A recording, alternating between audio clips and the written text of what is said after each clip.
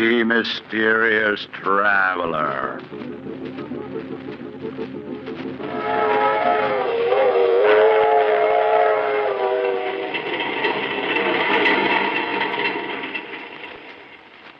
This is the mysterious traveler, inviting you to join me on another journey into the realm of the strange and the terrifying. I hope you will enjoy the trip, that it will thrill you a little and chill you a little. So settle back, get a good grip on your nerves, and be comfortable, if you can. Where are we going? We're going to join Charles Foster as he takes an excursion into crime. I call the story The Case of Charles Foster.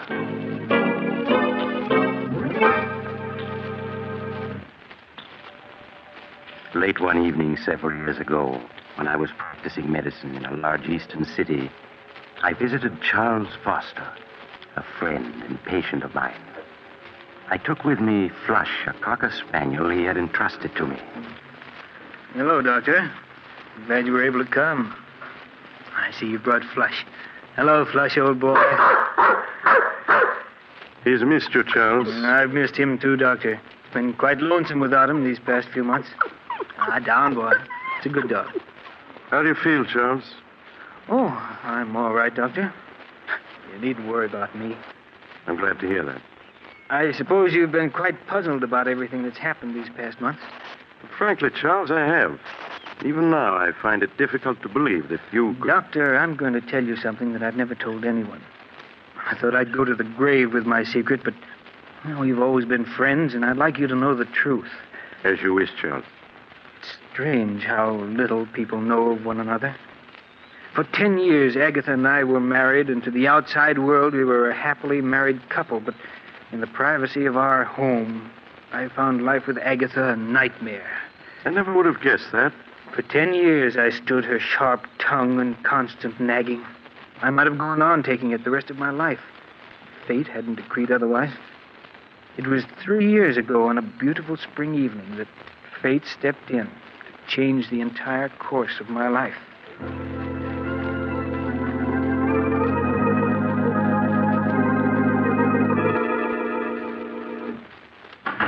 Is that you, Charles? Yes, Agatha? Did you remember to buy me some more of my cough medicine? Yes, here it is. Supper ready? Some men would be more interested in their wives' health than their own suppers. I'm sorry, Agatha, but you really don't look sick to me. That's because you don't care. I'm not well, and you know it. I work myself to death day in and day out, keeping this house clean. And little thanks do I get for it. I've told you before, Agatha, if the house is too much for you, hire a maid. And how exactly can we afford a maid on your miserable bookkeeper's salary? Well, if you can't manage it out of my salary, there's always the $50,000 your father left you. That money is mine, and I'm not spending a single cent of it. It's up to you to provide a maid. All right, Agatha. Please, let's not quarrel. Oh, hello, Flush. How are you, old boy? Oh, you care more about that dog than you do me. You know that isn't true. It is. Sometimes I think the only reason you come home is because of that dirty old dog. Quiet, Get away Flush. from me. All he does is eat and put his filthy paws on my furniture. I want you to get rid of that dog, Charles. Get rid of him. Yes. Buy some poison at the drugstore and dispose of him. You can't stand to see me have anything that makes me happy, can you? Well, I'm not getting rid of him. Charles, this is my house, not yours. And I don't want him here. Come on, Flush. Don't think that by walking away that ends the matter, Charles Foster. You'd better get rid of that dog, do you hear? Glad to get out of the house, eh, old boy? So am I. It's a beautiful evening, isn't it? Come on, boy. We're going to take a long walk.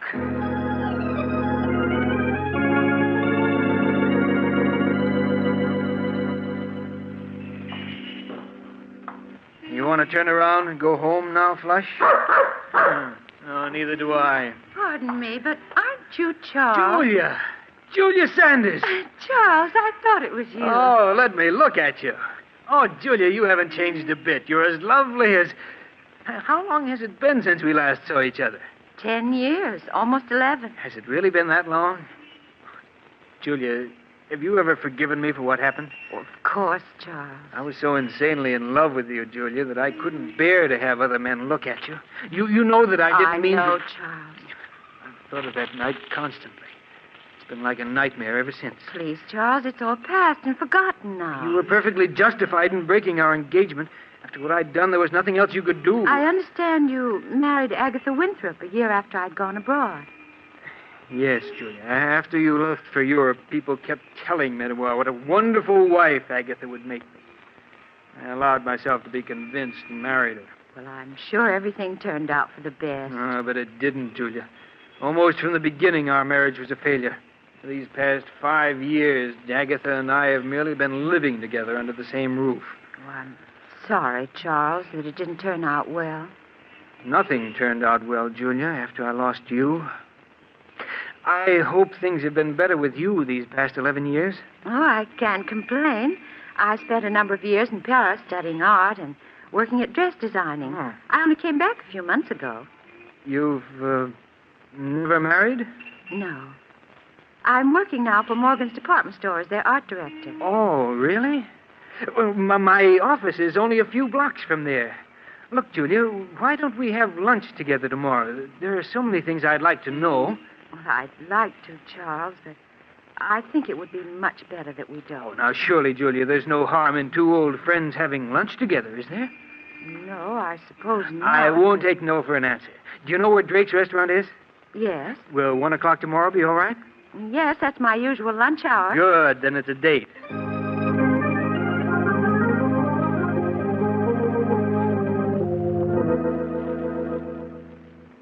Strange, isn't it, Doctor? The way after 11 years, Julia and I bumped into each other. If we hadn't, what followed would never have happened. It's such small things as an accidental meeting that often change the course of one's life. Yes, I know that now, but I didn't then. I met Julia for lunch the next day, and soon we were having lunch together every day. And for the first time in years, life began to mean something. Merely seeing Julia for 1 hour a day made life worth living. I understand, Charles. We'd have lunch together, and then we'd go for a walk in the park. I sensed at the time that Julia, too, was lonely and in the need of friendship. The summer passed swiftly and happily. I should have realized that things couldn't go on that way, but I didn't. You mean you fell in love with Julia? Fell in love with her? I don't think I'd ever really stopped loving her. I became aware of how much I really cared for her one warm autumn day as we were walking through the park together.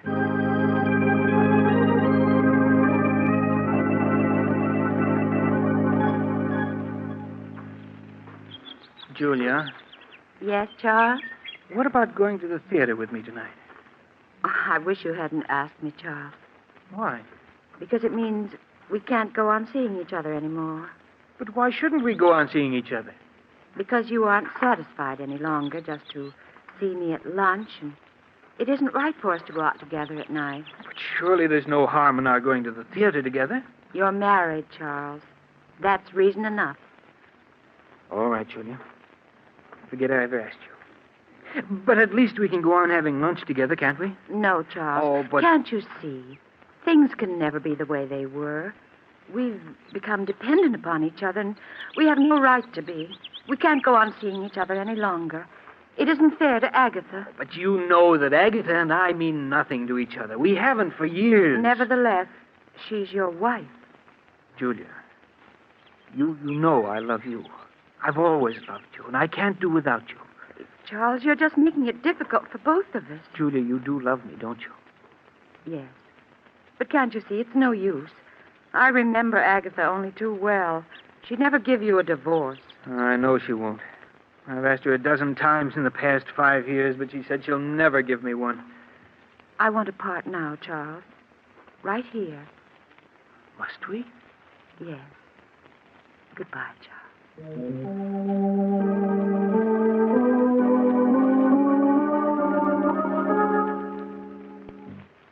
My life seemed to end that day, Doctor, with our parting. I went through the motions of living, but nothing seemed to matter any longer. I can well understand that. Well, months went by. Every day after work, I stayed in town, unable to face an evening at home with Agatha. When I did arrive home late at night, she'd be waiting for me. Is that you, Charles? Yes, Agatha. Sorry if I woke you. Now, lot you care. Coming in night after night at all hours, leaving me alone in this big house. Oh, don't think I don't know what you're up to. I know you're kind, Charles Foster. You better go to sleep, Agatha. A fine chance I have to sleep with you putting on the bathroom light. You know I can't sleep when that light's on. It'll take me a minute to brush my teeth, then I'll turn off the light. Agatha, Well, what is it now? what's this bottle of prussic acid doing in the medicine chest? That's a deadly poison. I know that. I got it from Mrs. Smedley, the druggist's wife. She used it to get rid of an old cat they had. When I told her about Flush, she said it was What's a thing... that about Flush? I said Mrs. Smedley gave me that bottle of prussic acid so I could get rid of Flush. I'm going to put him out of his misery tomorrow. You'll do no such thing, do you hear? If you so much as lay a hand on Flush, I'll kill you. I'll kill you, do you understand? Yes, Charles. You get rid of that poison tomorrow. Let's have no more talk of putting Flush out of his misery.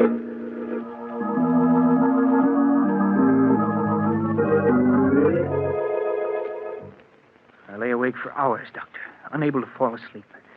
Julia's breaking off with me and my wife's refusal to give me a divorce. And the prussic acid she meant to poison Flush with had left me all worked up. Then Agatha began coughing. That cough she'd cultivated for years to give people the impression that she was an invalid. Well, after she'd coughed her usual 5 minutes or so, she got out of bed and started for the bathroom where she kept her cough medicine.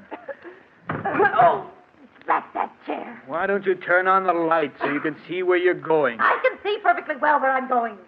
Besides, on your salary, we can't afford to waste electricity. I knew there wasn't any use in saying anything more. For years, Agatha had gotten up every night and groped her way to the medicine chest where her cough medicine was. Nothing could make her change her habits. I lay in bed listening as she opened the medicine chest and fumbled in the corner where she always kept the bottle. As I heard her groping for her medicine, I suddenly thought of the bottle that was standing next to it. The bottle of prussic acid. Without thinking, it came to mind. If only she'd take the prussic acid instead of the cough medicine. If she did, I would be free. Free of her constant nagging and whining. Free to see Julia. Then I knew it was useless to hope for such a mistake to happen. Agatha's cough medicine always stood in the same corner of the medicine chest. Even in the dark, she'd never take the bottle of prussic acid. And then it came to me. What if the bottles were to be switched? What if the following night the prussic acid were placed in the customary spot of the cough medicine? Suddenly it was all very clear to me what I was going to do. Agatha? Well? Agatha, I've been thinking over what you said about Flush. What? I suppose you're right. Flush should be disposed of. He certainly should. He's old and he's smelly. It'll be a blessing for him to be put out of his misery. Yes, of course. I'm sorry I shouted at you before, Agatha, but, well, I see now that you're right. When are you going to do it? Oh, we'll wait until Saturday. And none too soon, either. You're sure the prussic acid won't make him suffer? Nonsense. Of course it won't. Mrs. Smedley said nothing worked faster than prussic acid. Oh, you told her what it was for. That's fine. Very well, Agatha. Just leave everything to me.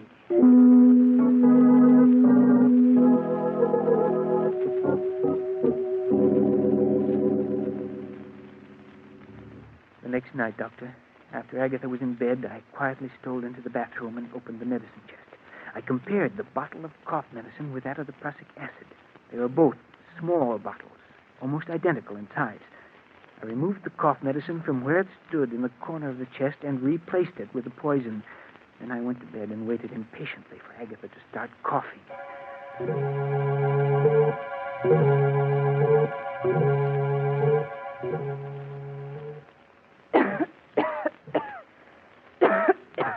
Can I get you a glass of water or something, Agatha? Oh, water won't do any good. What I need is my cough medicine. Oh, that's that chair. Why don't you turn on the light? Because I can see perfectly in the dark. Besides, someone's got to economize on the electricity in this house. I lay there in the darkness, listening to her grumble as she opened the door of the medicine chest. The blood pounded in my ears as I heard her fumbling for the bottle. Would she feel the slight difference in the bottle when she picked it up? Scarcely able to breathe, I waited, listened. Then she fell to the floor.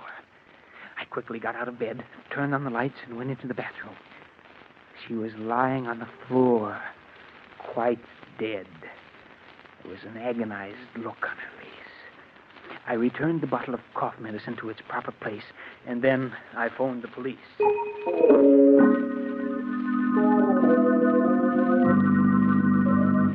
Now, you say, Mr. Foster, that your wife was in the habit of going every night to the medicine chest for a few drops of her cough medicine. Yes, that's right. And she never turned on the lights when she went to the medicine chest. Oh, no, sir. Wasn't that a bit unusual? Well, I always used to tell her to turn on the lights, but she said it was a waste of electricity. I see. And you say your wife, it was her who placed the bottle of prussic acid in the medicine chest next to her cough medicine, eh? Yes, sir. I'd never touched the bottle of prussic acid. You see, it was my wife who procured it, and she... Yes, Mr. Smedley, the druggist, has testified that his wife gave it to your wife. Mr. Foster, are you familiar with the contents of your wife's will dated 10 years ago? Yes, I am. Then you know, of course, that your wife left her entire estate to the Home for the Aged. Home for the aged? Oh, yes. I fought to keep my face expressionless, to prevent him from learning that I hadn't known. All the years we'd been married, Agatha had given me to understand that all her money would go to me. Now I knew that she'd been lying. Her will had been made out in favor of the Home for the Aged for years. I began to feel angry at the way she'd cheated me. But a moment later, I was grateful that she had. Frankly, Mr. Foster, your wife's death occurred under very suspicious circumstances, to say the least. For years, she'd gone to the medicine chest every night without mishap. And yet, on the second night that there was a bottle of prussic acid in the chest, she met her death. Were it not for the fact that your wife had left her entire estate to the Home for the Aged, I might be inclined to go further with this investigation. As it is, I'll instruct the coroner's jury to bring in a verdict of death through accident. That's all, Mr. Foster.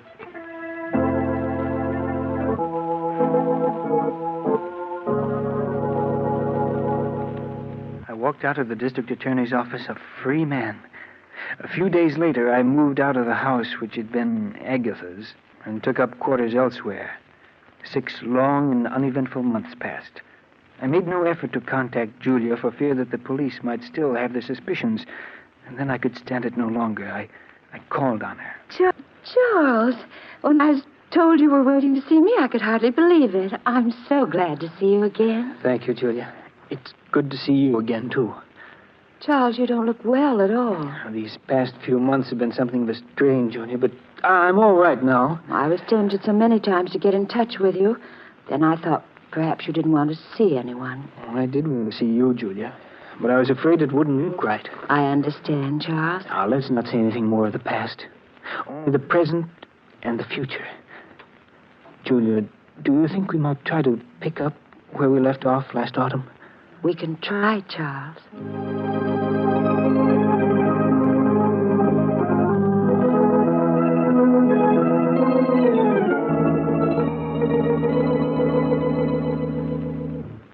Julia and I, Doctor, began to see each other night after night. Life for me became exciting and wonderful the way it had been 11 years ago before Julia and I had broken our engagement. Didn't you ever stop to think of what you'd done? You mean Agatha? Yes. No, Doctor. They say that a murderer is ever haunted by his crime. But that isn't true. At least it wasn't in my case. To me, Agatha was part of another life in the dim past. I rarely thought of the past, only the present and the future. No, if I had any fears at all, it was the fear that something would spoil the happiness that Julia and I had found together. But nothing did. And a few months later, we were married with you as my best man. Yes, I remember. My second marriage was everything that my first hadn't been. The first time in my life I knew what true happiness meant. Julia and I were poor, but that didn't matter, for we had each other. The months swiftly passed. And as our first anniversary approached, it was hard to believe that we'd been married almost a year. Charles, before you leave for work, will you sign a check for me? Oh, who's it for, dear? Never you mind, Mr. Foster. You just leave a signed check. I'll fill in the amount and the party it's meant for. Mrs. Foster, you're acting very mysterious. Well, a wife has a right to act mysterious once a year. Darling, I suspect you're going to use this check to buy me an anniversary present. Well, whatever you get me, please don't make it neckties. Well, I'll have you know I have very good taste in neckties. I know you do, dear, but I have to wear them. You're an ungrateful wretch. Very well, I won't get you ties. Good, then I'll sign the check for you. And please bear in mind that you can't make this check out for more than $312.50. That's all we have in the bank. Oh, I'll leave you at least the 50 cents. You'd better leave a good deal more. We won't be going up to Lake Ellis. Charles, are we going up to Lake Ellis? Oh, It slipped out. And I meant it as an anniversary surprise. Charles, that's wonderful. When are we going? This Friday afternoon, I've rented a cabin and a small motorboat on Lake Ellis for the weekend. Oh, darling, what an exciting surprise. Charles, you're sure it won't be too expensive? Why, nothing can be too expensive for our first anniversary. Oh, darling, I've never been so happy.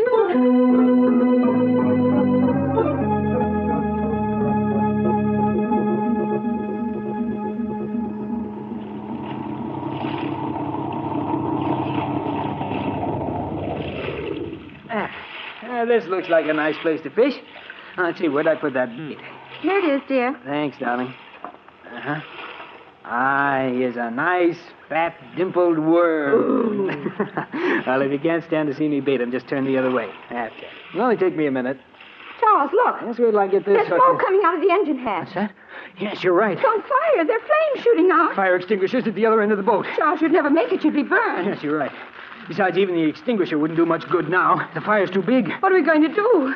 Oh, the heat. It's becoming unbearable. There's only one thing we can do, Julia. Let's go over the side. We're almost in the center of the lake. I can't swim. But I can, dear.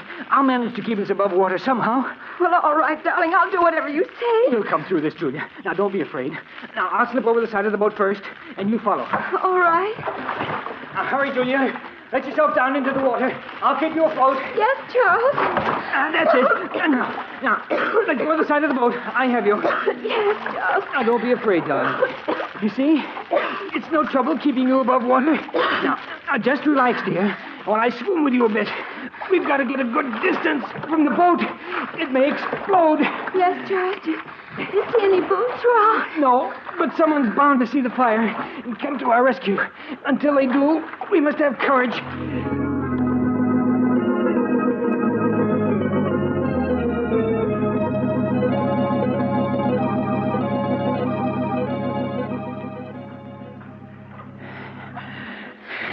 You're tired, aren't you, Charles? No. Now, don't worry, dear. I can keep us afloat for a long time yet. Oh, why doesn't someone come to our rescue? They will. Someone must surely have seen that boat burning. But, Charles, we've been in the water so long. Oh, it just seems long, darling. It can't be more than 10 minutes. 10 minutes? It feels more like... Charles! I've got you, Julia. Just for a moment, you slipped away from me. Oh, darling, it's no use. I'm just a millstone around your neck. What are you saying? Why should we both drown? Charles, save yourself. Save myself? Yes. I want you to let go of me. Let go of you?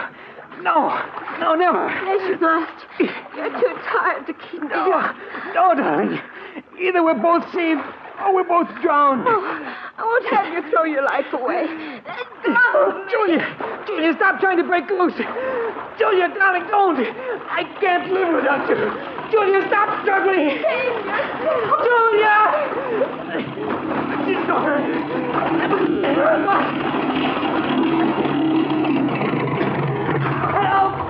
Help, my wife! My wife! Yeah, we saw it all. Hey, Mike, he's passed out. Get him before he goes under. I got him. Here, help me get him aboard, Skipper. All right. Any sign of his wife? She's gone, Skipper. Yeah, too bad.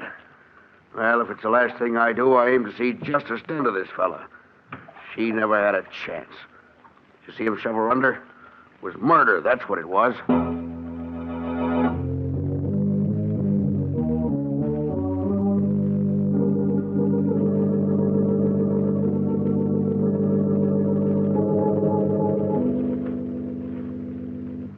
Now, Mr. Foster, both of the men who rescued you claim that as they approached you and your late wife in their boat, they saw you struggling with her.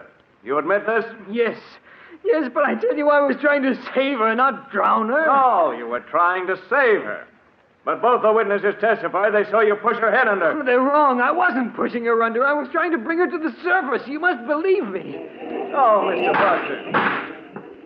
You maintain that you were rescuing your wife, not drowning her. Yes. Is it true, Mr. Foster, that you were engaged to your wife 11 years ago and that she broke the engagement?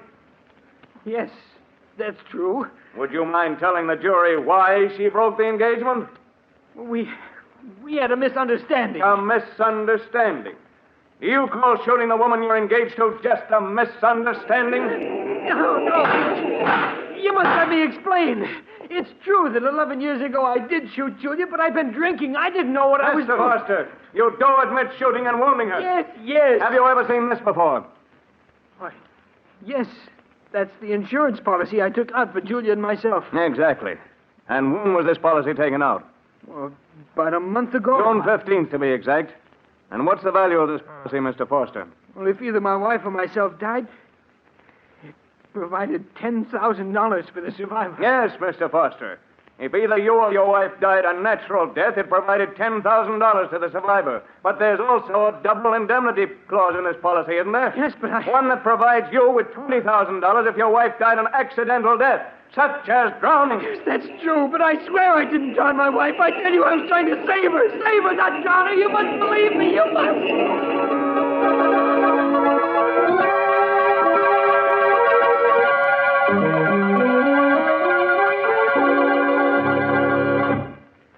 And that, Doctor, is exactly the way everything happened. Strange, isn't it? The way justice works itself out. I committed murder and escaped punishment.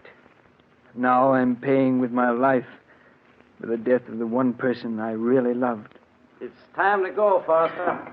All right, Warden. Goodbye, Doctor. And take good care of Flush, will you? Of course, Charles. Goodbye. All right, Warden. I'm ready. Let's go.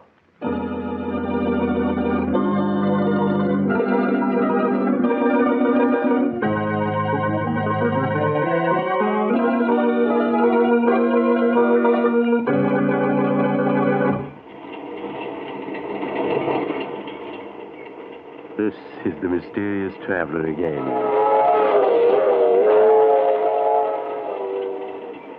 Did you enjoy our little trip? Too bad about Charles Foster, wasn't it? As he was strapped into the electric chair, there was an ironic smile on his lips, for he was being executed for something he had not done. But as Charles himself said, justice has a strange way of working itself out. I knew another man once who thought it would be a simple thing to dispose of his wife. Unfortunately, he...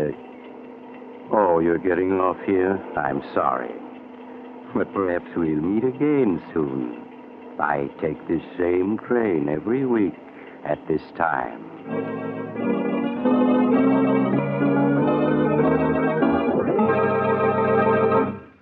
You have just heard Chapter 64 of The Mysterious Traveler, a series of dramas of the strange and the terrifying. In tonight's story, the case of Charles Foster, Humphrey Davis played Charles Foster, Nancy Sheridan played Julia, and Joan Shea played Agatha.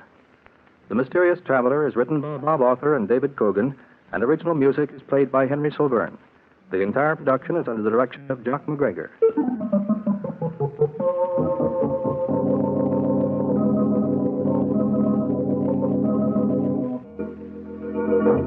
Listen next week to a tale titled Blood Money. Another Tale of the Mysterious Traveler.